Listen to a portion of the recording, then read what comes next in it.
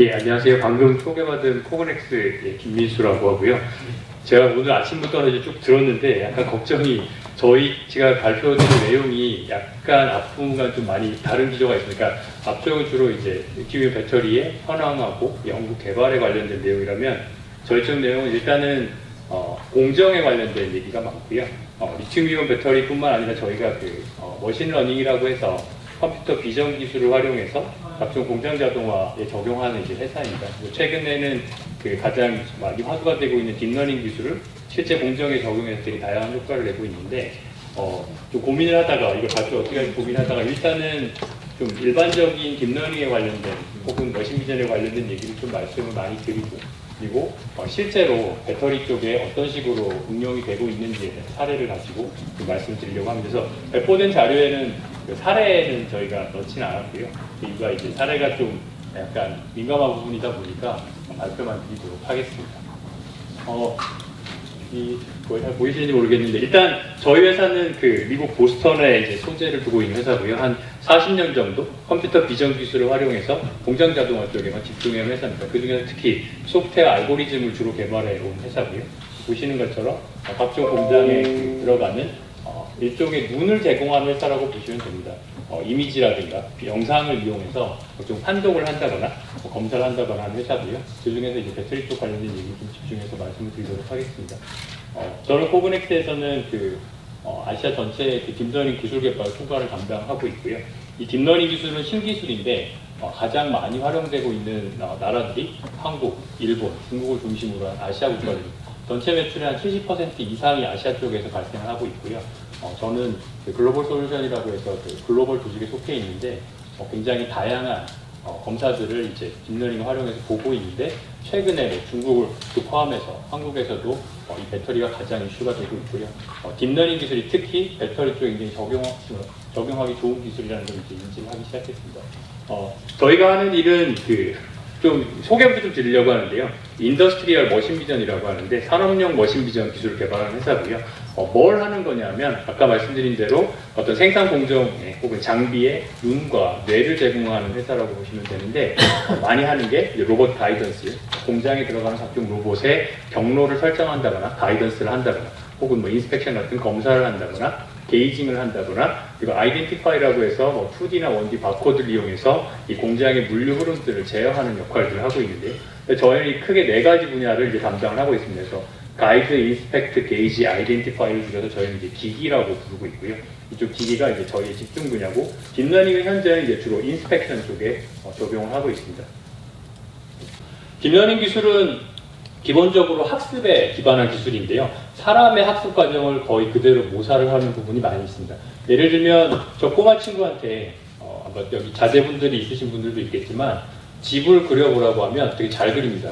그렇게 잘 안 보입니다만 지붕도 그리고 벽도 그리고 창문도 그리고 그다음에 심지어 정원도 그리는데, 아마 애를 키워보셨으면 아실 거예요. 어느 누구도 애한테 야 집은 이렇게 세모난 지붕 하나 있고 네모난 벽 하나 있고 네모난 창문 하나, 네모난 문 하나가 있어야 집이야 라고 말해준 적이 아무도 없습니다. 근데 애는 어느 순간 집을 굉장히 잘 그리죠. 왜 가능하냐면 저렇게 다양한 집들을 보고 그냥 자라난 거예요. 집을 보면서 이것도 집이고 이것도 집이야, 저것도 집이고 하게 되면 머릿속에 어느 순간 그 컨셉이 자리 잡습니다. 그래서 집을 그리다 보면 저렇게 이제 잘 그리고요. 재밌는 거는 아까 말씀드린 대로 제가 집은 세모난 지붕 하나, 네모난 벽 하나, 네모난 창문 하나, 네모난 문 하나라고 말을 하게 되면 그걸 보고 저희는 이제 룰 베이스 솔루션이라고 부릅니다. 어떤 솔루션을 찾기 위해서 다 규칙을 만들고 그 규칙에 기반해서 판단하게 하는 게 기존의 방법이었다면, 이 딥러닝 기술은 규칙을 거의 배제하고 철저하게 학습에 기반해서 가리키는 게 딥러닝 기술입니다. 요 아마 화면을 보시면 두 번째 사진을 아마 여기 계신 분들 다 아실 거예요. 재작년이었나요? 구글이 만든, 정확히 말하면 구글이 인수한 딥마인드가 만든 알파고가 이세돌한테 이기는 장면이죠. 아시겠지만 알파고한테 이긴 사람은 전 세계에서 이세돌이 유일합니다. 이제는 어떤 인간도 알파고한테 바둑에서 이길 수가 없습니다. 근데 이 장면을 혹시 아시는 분 계신가요? 조금 연배가 계신 분들은 아실 가능성이 높은데, 이게 뭐냐면 한 10년도 넘었을 거예요. 예. 그 제퍼디 쇼라고 하는 미국의 퀴즈 프로그램에서 IBM의 이제 왓슨이 사람을 꺾고 1등하는 장면입니다. 근데 저거보다 한 10년도 더 전이죠. 90년대 중반이었을 거예요. IBM이 만든 또 딥블루라고 하는 기계장치가, 컴퓨터가 체스 대회에서 사람을 꺾었습니다. 사람을 꺾고, 그 다음에 지금 체스 대회는, 전 세계적으로 체스 대회는 사람이 참여하지 않습니다. 사람이 안 하고 다 기계들끼리 와서 싸웁니다. 여기 한 20년 전에 벌어진 일인데, 재밌는 거는 요 사이에 이렇게 되게 큰 간극이 하나 있습니다. 이게 뭐냐면, 첫 번째는, 주인공이 바뀌었습니다. 무슨 말이냐면, 주인공이 전에는 IBM이었어요. 인공지능 하면 IBM, 딥블루도 만들고, 제퍼디쇼에서 나가서 이긴 왓슨도 만들고. 그런데 주인공이 이제 구글로 바뀌죠. 뭐가 차이인지 나중에 한번 좀 말씀을 드릴게요. 그 다음에 두 번째는 기술이 바뀌었습니다. 그 전까지의 인공지능 기술은 엑스퍼트 시스템이라고 하는 기술인데요. 여기서 넘어오면서 뉴럴 네트워크 기반의 딥러닝으로 바뀝니다.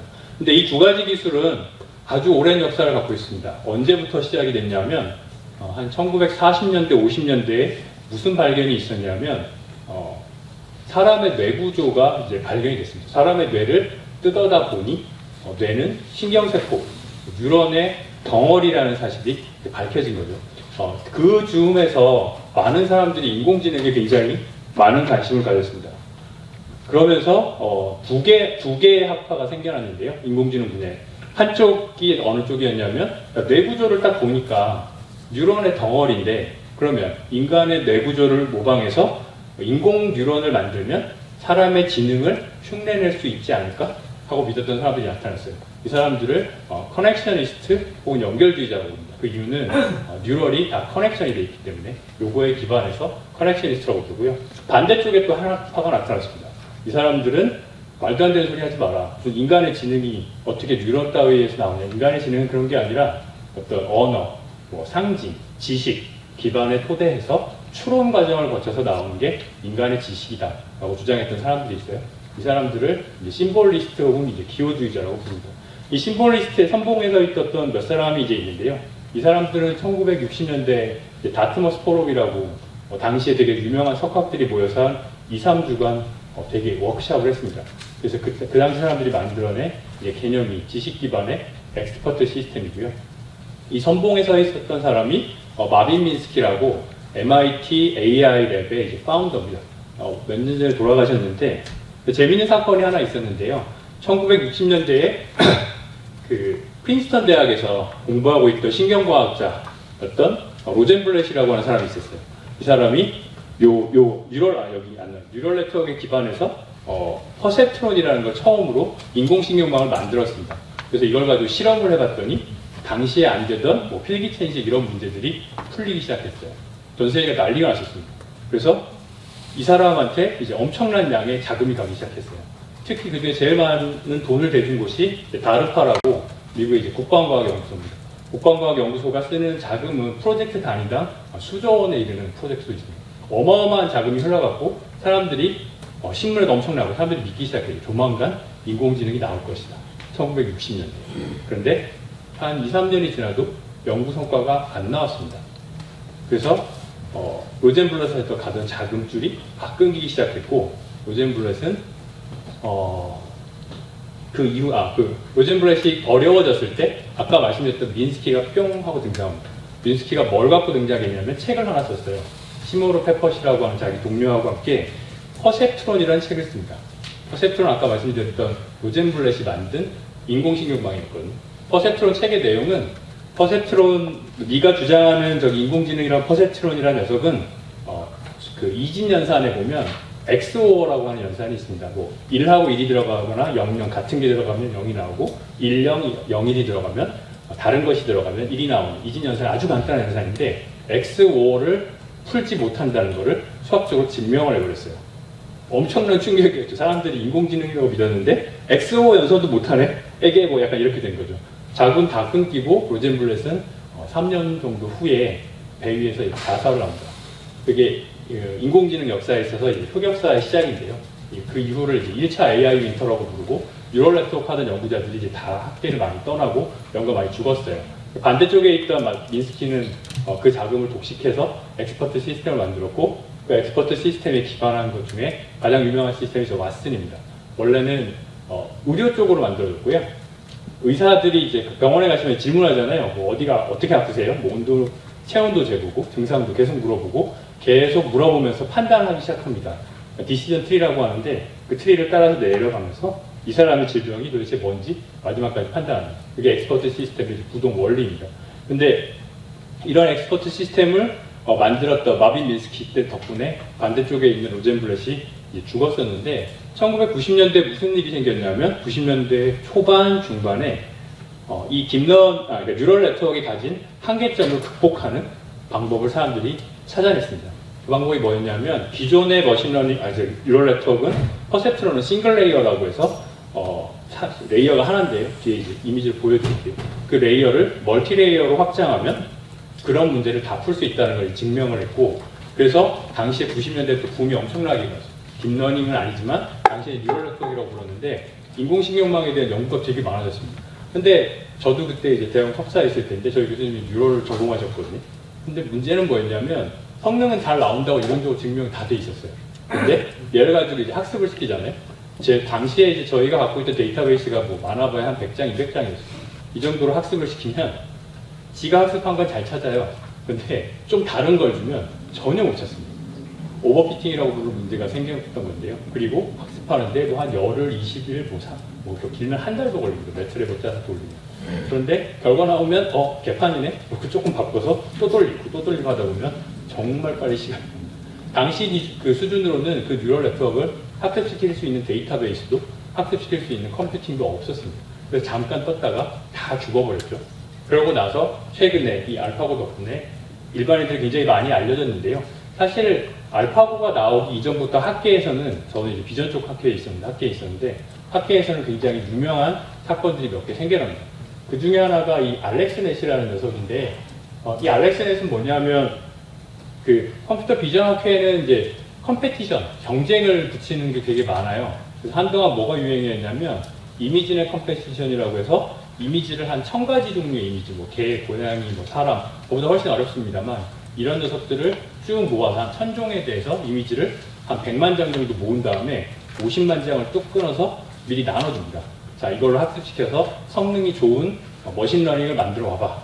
이렇게 해서 만들어서 제출을 하면 나머지 50만 장을 가지고 평가해서 누가 성능 1등인지 이제 가리는 대회가 있는데, 이 대회에 원래 제가 박사과정 있을 때도 쭉 성능이 올라가다가 한 75, 80이 안 됐을 거예요. 거기서 딱 스톱이 됩니다.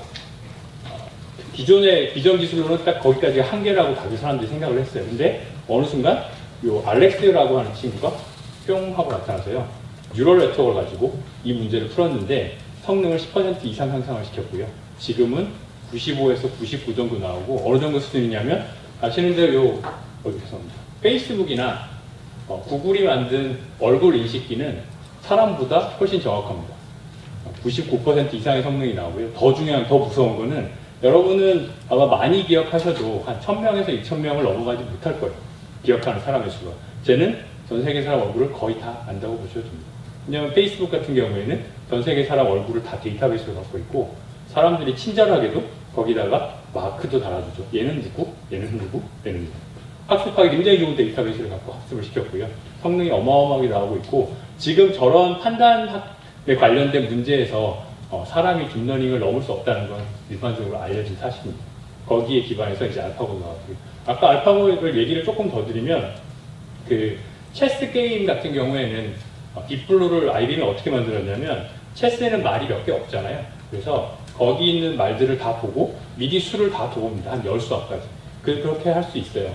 10수까지 둬보고 제일 좋은 수가 뭔지 판단해서 그 수를 두는 게 그 체스 게임에서 컴퓨터가 하는 방식인데, 아시겠지만 바둑은 경우의 수가 너무 많기 때문에 앞수를 예측하는 게 불가능합니다. 모든 수를 다 예측하는 거예요. 그래서 기존까지는 절대 이거는 컴퓨터가 풀 수 없고 사람만 풀 수 있는 문제라고 생각을 했는데, 구글이 이걸 보기 좋게 뒤엎어버렸죠. 구글이 한 방식이 딥러닝 방식인데 어떻게 했냐면요.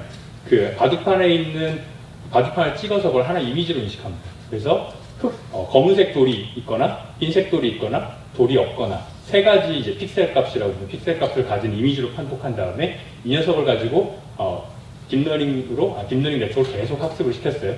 근데 굉장히 쉽게 학습을 할 수 있었던 이유가 뭐냐면 기보라는 게 있었어요. 인간이 한 1000년, 2000년간 쌓아온 엄청난 양의 데이터베이스가 6만 개인가가 넘어갈 겁니다. 그 정도 수준으로 알고 있는데 이 기보를 가지고 엄청나게 학습을 시켰고 여기서 끝난 게 아니라 이렇게 학습시킨 다음에 두 개를 싸움을 붙여요. 약간 다르게 학습시켜서 싸움 붙여서 이긴 놈의 네트워크를 강화시켜주고 진 녀석을 약화시키는 방식으로 학습을 계속 시켰는데 이걸 강화학습이라고 합니다. 인포스먼트 러닝하고 딥러닝을 결합시켰는데 더 재미있는 사실은 알파고 이후에는 그 다음에 사람들이 머릿속에서 이거 까먹고 있었거든요. 아마 모르실 거예요. 근데 어떤 일이 벌어졌냐면 알파고 다음에 이제 알파 제로라는 녀석을 구글이 그 다음에 발표를 합니다. 근데 알파 제로의 무서운 점은 뭐냐면 얘는 인간의 기보로 학습하지 않았습니다. 지들끼리 싸워서 기보를 만들어냈어요. 자기네들이 싸워서 만든 기보가 1000만 개인가 넘어갔어요. 사람이 도저히 핸들링할 수 없는 수치의 데이터베이스를 축적을 했고 그걸 가지고 그 학습을 하고 이제 싸운 거예요. 근데 아까도 말씀드렸지만 바둑 같은 경우는 불가능하다고 생각했던 건데 얘네한테 룰만 알려주고요. 바둑 두는 룰을 이거에 알려주고 지 마음대로 싸워보겠습니다. 그걸 가지고 학습을 시켰고. 그래서 알파 제로가 나올 때 알파 제로가 알파고를 이기는 데까지 걸린 학습 시간이 4시간이었어요. 그리고 지금은 바둑, 중국의 일본의 장기가 하나 있죠. 체스 이런 몇 가지가 있는데요. 이 대회들을 다 사람이 안 하고요. 다 기계들끼리 싸워요. 인간이 이미 할 수 있는 분야를 넘어선 거죠. 어떻게 보면 약간 무서운 사실인데 여기 또 재미있는 사실 말씀드리려고 하는 게 이 알렉스넷을 이제 얘가 짠 들고 나왔는데 성능이 왜 좋은지를 사람들이 되게 궁금했어요.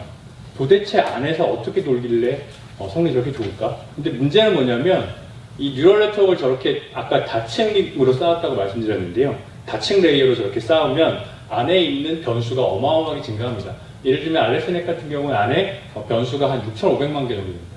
사람이 분석할 수 없는 수치예요. 그래서 처음에는 몰랐어요. 왜 이렇게 성능이 좋을까? 그래서 궁금해서 안을 파보기 시작했습니다. 사람들이. 그래서 나온 논문이 요 밑에 있는 결과인데요. 예를 들면 사람의 얼굴을 가지고 뉴럴 네트워크를 학습시키면 수억 명의 얼굴을 가지고 학습시키면 초반에는 이런 식으로 이걸 엣지 디텍터라고 저희가 부르는데 저런 형태의 이제 커널이 생성이 됩니다.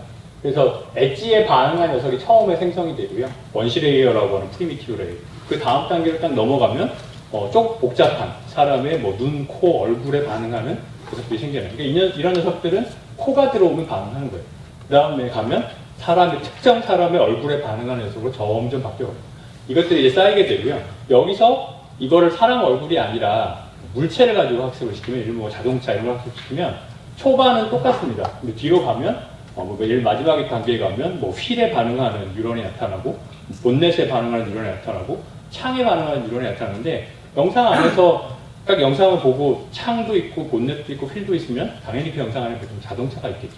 이런 식으로 판단을 하는 겁니다. 더 놀라운 사실은 얘는 인공적으로 만든 거거든요. 근데 사람들이 이 사실을 알고 나서 경악을 했습니다. 그 이유가 뭐냐면 바로 여기에 있는데요.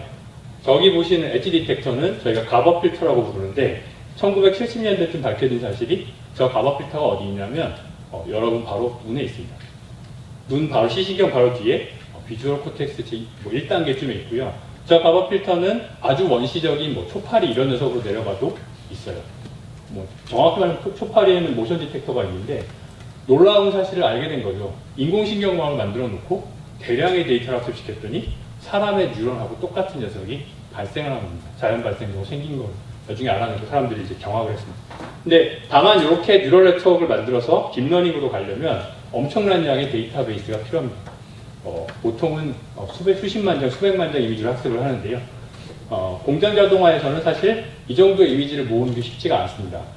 보통 특히 연구개발 단계에서 특정한 솔루션을 만들 때는 기껏해야 분량별로 한 수십 장 정도 이미지, 적으면 한두 장 정도 이미지밖에 없기 때문에 이렇게 많은 이미지를 모으는 건 사실 어려운 일입니다. 어쨌든 근데 학계에서 딥러닝이 처음 확산이 될 때 가장 큰 역할을 한 알렉스넷이었고요.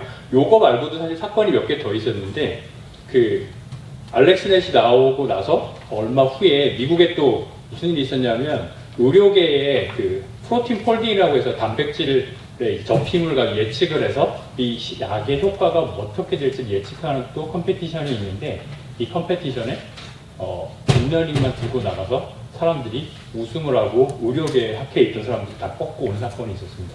근데 재미있는 사실은 그런 사건이 몇 번 더 일어났는데요. 이 사람들이 다 어디서 온 사람들이었냐면 그 시작은 토론토 대학에 있는 제프리 힌튼 교수라고 하는 교수님 방에서 나온 애들이에요.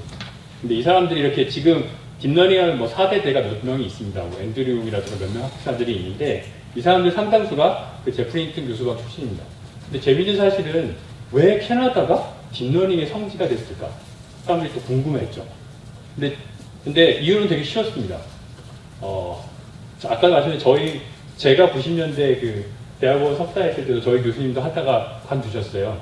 많은 사람들이 그때 성능이, 이론은 나왔는데 성능이 안 돼가지고 다 떠났고, 연구 자금도 다 끊겼습니다.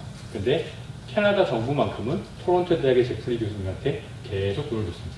수십 년간 결과가 안 나와도 좀 참고할 만한 상황이겠죠. 그래서 미국도 아니고 아시아도 아니고 캐나다에서 많은 딥러닝의 대가들이 나왔고요. 이 사람들은 지금 쟁쟁한 회사로 가거나 혹은 학교에 남아서 연구를 하고 있고 어마어마하게 지금 빠른 속도로 발전을 또 하고 있습니다. 딥러닝 기술. 근데 뭐 아까 또 잠깐 언급을 했습니다만 이렇게 딥러닝이 폭발적으로 성장한 이유는 사실 이론적인 거는 굉장히 오래전부터 갖춰져 있었는데 저 엄청난 양의 데이터를 가진 뭐 페이스북, 구글, 아마존 이런 회사들이 나왔다는 거. 그리고 굉장히 또 중요한 부분이 반도체 기술이 급속도로 발전했는데 뭐 여러분들 손목에 차고 있는 스마트워치가 아마 한 15년, 20년 전에 데스크탑 PC보다 아마 성능이 훨씬 좋을 겁니다. 반도체 기술이 엄청난 속도로 발전해왔고요. 마지막으로는 제프리 힌튼 교수같이 포기하지 않고 연구를 그래도 계속했던 일군의 무리들이 있어서 이 딥러닝 기술이 폭발적으로 성장을 할 수가 있었던 거예요. 최근에는 학계에 가보면 좀 약간 무서운 생각이 들 때가 있어요. 별걸 다 하려고 하고 있고요. 아까 제가 로봇 가이던스도 보여드렸는데 뭐 좀 됐습니다만 구글이 딥러닝으로 또 로봇 가이던스를 한다거나 모든 기존에 안 풀렸던 컴퓨터 비전의 문제들은 거의 다 딥러닝으로 지금 시도를 하고 있고 엄청난 성과들이 나오고 있습니다. 딥러닝에 대해서 조금만 더 말씀을 드리면 아까 말씀드린 대로 딥러닝은 인공신경망 기술에 기반하고 있고요. 저게 이제 사람의 뇌에 있는 뉴런입니다. 뉴런의 신호 처리는 굉장히 간단한데 여기가 이제 그 핵이고요. 핵에서 뒤쪽으로 엑선이라고 하는 그 축색돌기를 거쳐서 그 단말 쪽으로 연결이 되는데 얘가 하는 일은 굉장히 쉬워요. 자기 주변에 있는 뉴런들이 신호를 주면 그 신호들을 받아서 그 신호에다가 특정한 값을 곱합니다. 어떻게 곱하냐면 화학적으로 내가 옆에 있는 뉴런하고 친하면 더 많은 값을 주고 안 친하면 약한 값을 곱해서 더하고요. 아예 마음에 안 든다 그러면 음수값을 곱하기도 하죠. 그래서 더한 다음에 더한 값이 특정한 스레셜드를 넘어가면 파이어라고 하는데요. 반응을 하면서 주변부에다가 신호를 쭉 보냅니다. 자기가 파이어 됐다고. 이런 식으로 한 것들이 다 얽혀 있는데요. 어떻게 동작하냐면 이렇게 동작합니다. 사람이 어렸을 때 예를 들면 이렇게 생각해 볼게요. 딸기를 보고 딸기를 향을 맡으면서 딸기를 먹었어요. 그런 경험을 하면 딸기를 본 뉴런하고 딸기의 향을 맡은 뉴런하고 딸기의 맛을 느낀 뉴런이 동시에 파이어가 됩니다. 그 녀석들은 동시에 파이어가 된 뉴런들은 결합이 강해져요. 그걸 헤비한물이라고 하는데요. 사람의 학습은 아주 간단합니다. 동시에 파이어된 녀석들은 계속해서 결합이 강해지고 동시에 파이어된 녀석이 없는 녀석들은 결합이 약해집니다. 처음에 애가 태어나면 머리에 있는 뉴런들이 거의 다 연결이 되죠. 주변부와. 강하지는 않지만 전부 연결이 엄청나게 복잡해요. 뇌가. 근데 학습을 시키면 시킬수록 강화되는 녀석은 계속 강화되고 안 되는 녀석들은 약화해서 죽습니다. 그래서 뇌 구조가 이제 굳어지게 되는데 이렇게 굳어지면 여러분의 머릿속에 이제 고정관념이 생기는 거예요. 절대로 안 바뀝니다. 비가역적 반응이기 때문에 절대로 안 바뀌고요. 그리고 더 무서운 건 그 연결이 끊어지면 그게 바로 치매입니다. 화학적인 작용에 의해서 병에 의해서 뉴런 간의 연결이 약해지는 게 치매고요. 실제로 치매를 걸린 분들의 뇌를 들여다보면 뇌가 그쪽에 한번 숭숭숭 비어 있어요. 뉴런의 커넥션들이 다 끊겨가지고. 그만큼 중요하다는 겁니다. 어쨌든 이게 이제 뇌 구조고요. 실제 뇌도 다층으로 되어 있는데 우리가 딥러닝이라고 부르는 이유는 굉장히 간단합니다. 아까 얼핏 말씀드렸듯이 퍼셉트론이 한 레이어였다면 이거 그냥 멀티레이어로 쌓은 겁니다. 멀티레이어로 쌓아서 공사를 안 해? 예. 죄송합니다. 얘기가 조금 길어졌네요. 알겠습니다. 빨리 진행해서 뒤에 말씀드리겠습니다. 배터리 검사 얘기는 사실 제가 맨 뒤에 넣었는데 딥러닝 얘기를 좀 일반적인 얘기 길게 하려고 말을 좀 길게 쓴 것 같습니다. 네, 빨리 정리하고 넘어가겠습니다. 그래서 멀티레이어로 쌓게 되면 그래서 딥러닝이라고 부르는 거고요. 딥레이어에서 나온 말입니다. 저희 이제부터 저희 거를 조금 얘기를 드리려고 하는데 마지막에 딥러닝 기반의 배터리 검사로 넘어가기는 중간 단계고요. 코그넥스가 갖고 있는 딥러닝의 가장 큰 특징은 컴퓨터가 갖고 있는 어떤 정밀함이라든가 아까 말한 대로 정확도 그리고 사람이 갖고 있는 유연함이 결합이 된 제품인데요. 실제로 공장에 가보시면 검사에 관련된 얘기를 이제 하셨는데 똑같은 분량을 놓고 동일한 검사원 혹은 다른 검사원이 봤을 때 다른 검사원이 보고 다른 판정을 내리는 경우가 굉장히 많습니다. 기준이 굉장히 모호해요. 특히 배터리 같은 제품들은 표면에 있는 예를 들면 슬러지에 어떤 분량들이 있다거나 주변부에 분량이 있을 때 사람이 보고 판독하기가 어려운 경우들이 있고요. 그리고 사람이 보고 다른 판단을 내리는 경우가 굉장히 많습니다. 그리고 어려운 검사에서 그럴 확률이 높아지고 그리고 동일한 사람이라 하더라도 동일한 검사원이라 하더라도 판단하는 시간에 따라서 굉장히 많은 다른 결과를 냅니다. 내가 실제로 라인에서 많이 적용을 해보다 보면 가장 크게 많이 부딪히는 문제가 기준이 명확하지 않고 판정이 매번 바뀌는 게 가장 어려운 문제 중에 하나입니다. 이런 걸 극복할 수 있도록 사실 소프트웨어를 이제 개발을 할 거고요. 코그넥스가 갖고 있는 딥러닝의 가장 큰 특징은 첫 번째로는 아까 일반적인 딥러닝을 학습하려면 수십만 장 이상의 이미지가 보통 필요합니다. 최근에는 이제 트랜스퍼 러닝이라고 해서 기술이 많이 나오긴 했지만 그럼에도 불구하고 많은 양의 이미지가 필요한데 코그넥스 딥러닝은 공장 자동화에 좀 특화되어 있어서 양품을 한 100장, 분량을 유형별로 한 2, 30장 정도를 모아서 학습을 시키실 수가 있고요. 그리고 중요한 점이 굉장히 사용하기가 쉽게 되어 있습니다. 그래서 컴퓨터 비전이나 이런 쪽의 전문가가 아니라 하시더라도 이런 분야에 경험이 있으신 분이라면 되게 쉽게 만들 수 있도록 되어 있고요. 산업용으로 개발돼서 GPU가 꽂힌 PC 하나에서 충분히 빠르게 돌 수 있고 이런 단점들을 좀 가지고 있습니다. 코그넥스가 갖고 있는 이제 딥러닝 툴들은 크게 4가지 구성되어 있고 하나를 OCR 툴을 제외하면 나머지 3가지로 구성되어 있는데요. 이 얘기를 좀 드린 이유는 뒤에 실제 적용할 때 어떻게 적용하는지 말씀드리려고 드리는 내용입니다. 그래서 아까 보셨던 특정한 피처의 위치를 확정하는 로케이션 툴이 있고요. 분량을 판독해서 검출해내는 세그멘테이션, 어널라이즈 툴이 있고 그리고 클래시파이라고 해서 영상 전체를 보고 이 영상에 있는 녀석이 양품인지 분량인지를 판단하는 클래시파이 툴이 있고요. 마지막으로 특화된 OCR 툴이 있습니다. 그래서 블루 로케이트 툴은 이런 데 적용이 됩니다. 보시면 얘는 그 절삭 공구인데요. 절삭 공구 위에 비닐로 지금 포장을 해놔서 안이 잘 안 보이는데 절삭 공구들이 몇 개가 있는지 판단한다거나 그 다음에 이건 좀 재미로 만들어본 예제인데 굉장히 플렉서블한 표면에 글씨가 적혀 있는데 굉장히 왜곡이 많이 가 있는 경우에도 그 글자를 정확하게 읽어낼 수 있습니다. 사람이 할 수 있다면 얘도 거의 할 수 있다고 보시면 되고요. 기존의 OCR 혹은 로케이션 툴은 굉장히 어려웠던 부분입니다. 두 번째, 실제 예제인데요. 이거는 좀 다른 예제입니다만, 저건 미국 그 철강 공장에서 강판이 지나가는데요. 카메라를 측면에서 찍어서 사실 왜곡이 굉장히 많고, 뭘 하는 거냐면, 저기 강판이 몇 개 지나가는지를 판독하는 건데, 사람이 위에 지나다니고 그러다 보니까 굉장히 그림자가 많이 생기고, 강판의 숫자를 파악하기가 기존에는 거의 불가능했는데, 저희가 갖고 있는 블루라고 하는 툴을 써서 실제 강판 숫자를 정확하게 셀 수 있는 예제였고요. 그리고 옆에 보시는 저거는 주사 약병의 위치를 정확하게 이제 판단하는 그런 예제가 되겠습니다. 그리고 제일 많이 쓰이는 이제 레드 툴 같은 경우에는 학습을 시켜서 양품만 가지고 학습을 시키면 양품에 없었던 자기하고 자기가 본 적이 없는 패턴에는 분량으로 판단해서 그 부분을 세그멘테이션을 해준다거나 혹은 특정한 분량 형태를 지속적으로 학습시키면 그 분량만 찾아내게 하실 수도 있습니다. 두 가지 방법으로 학습을 시키실 수가 있고요. 얘가 실제로 검사에 제일 많이 사용되는 툴입니다. 저희가 갖고 있는 그 배터리 예제는 또 아닙니다만 금속 표면에 지금 저기 보시면 분량이 보였을 때는 점수가 증가하고요. 분량이 눈에 안 보이면 점수가 떨어지죠. 얘도 이미지에 분량이 실제로 보이는 경우에는 반응하도록 되어 있고요.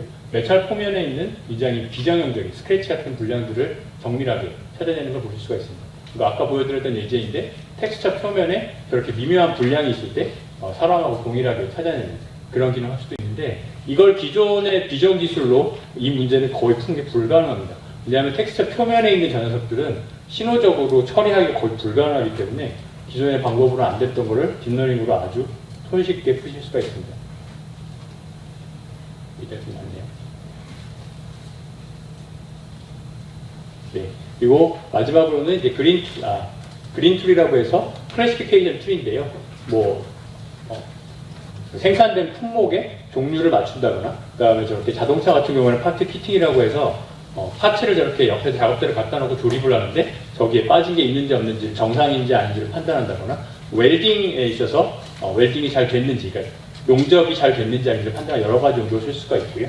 그리고 마지막으로 OCR 툴이 있는데 금속 표면에 음각이나 양각으로 각인돼서 굉장히 판독하기 어렵고 기존에 어려웠던 툴들을 이제 푸는 문제들입니다. 그래서 저희가 쓰는 방법은 이 툴들을 하나만 쓰는 게 아니고요. 보통은 조합을 했습니다. 근데 이 조합의 방식이, 이건 제일 많이 사용하는 방식인데, 뭐 예를 들면 트레이에 절삭 공구가 담겨 있을 때 그 녀석의 분량을 판독할 때 블루 로케이트 툴을 써서 절삭 공구 위치만 잘라내고요. 트레이 백그라운드는 관심 영역이 아니니까. 그리고 그 중에서 저런 분량들이 발생을 하게 되는데, 양품만 가지고 절삭 공구의 양품만 가지고 학습을 시키면 자기가 본 적이 없는 미묘하게 다른 분량을 이렇게 찾아서 표시를 해줍니다. 그리고 마지막으로는 찾아낸 분량이 스크래치나 덴트 같은 진성 분량인지, 스테인이나 파티클 같이 붉거나 닦으면 없어지는 가성 분량인지를 판단하게 할 수도 있고요. 이 조합은 사용하시는 분이 마음대로 조합해서 쓸 수가 있습니다. 그래서 딥러닝을 잘 모르신다 하더라도 이 툴만 가지고 조합해서 딥러닝 효과를 얼마든지 보실 수가 있고요. 저희 같은 경우는 이 툴을 굉장히 다양해서 보통 조합해서 사용을 하고 있습니다. 그래서 그때 중요한 점은 딥러닝이 만능은 아니기 때문에 딥러닝과 보통 트레디셔널 비전을 같이 섞어서 솔루션을 만드는 경우가 대부분입니다. 배터리도 마찬가지인데요. 아까 배터리도 스태킹 할 때, 얼라인을 할 때는 트레디셔널 비전에 라인 파인딩을 해서 코너를 찾아서 얼라인을 맞추고, 거기에 있는 분량을 판단할 때는 딥러닝을 찾는다거나 사용해서 찾는다거나 하는 식으로 여러 가지로 사용을 하고 있습니다. 배터리 쪽은 사실 아까 말씀드린 품질 이슈 때문에 최근에는 검사가 굉장히 강화되고 있고, 배터리에서 또 이슈 중에 하나가, 예를 들면 스태킹을 하는데 라인 파인딩을 잘못하면 그걸 다 버리시더라고요. NG로 판단을 하고, 실제로는 NG가 아니라 약간 휘어가지고 라인이 검출이 안 되는 거거든요. 생산력, 수율에도 굉장히 영향을 줍니다. 그리고 스택하다가 또 잘못되면 그건 당연히 NG고요. 굉장히 많은 에러가 비전에서도 나오고 있었는데요. 이러한 비전 에러들을 딥러닝 기술을 활용해서 굉장히 많이 극복할 수가 있었고, 최근에는 점점 더 많이 적용이 되는 추세입니다. 예, 시간이 살짝 넘었는데요. 여기까지 하도록 하겠습니다. 감사합니다. 혹시 질문